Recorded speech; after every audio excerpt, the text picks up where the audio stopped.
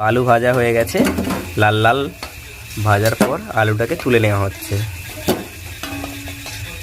আচ্ছা, তোমাদের একটা কথা বলি, দেখো ও কিন্তু এখন প্রফেশনাল নয়, তবুও ওর মতো করে রান্না করছে, মানে ও লাইফস্টাইলের টাইপের একটা বানাচ্ছে। আচ্ছা, এখন দেওয়া হলে যে চিনিটা কেন দিলে?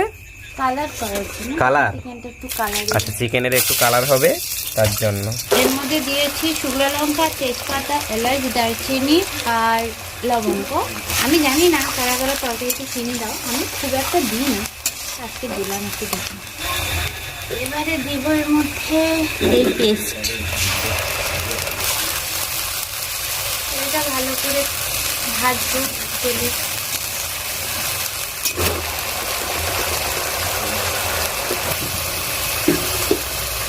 এবারে এর মধ্যে দিব আদা রসুনের পেস্ট, ওটা করে রেখেছিলাম।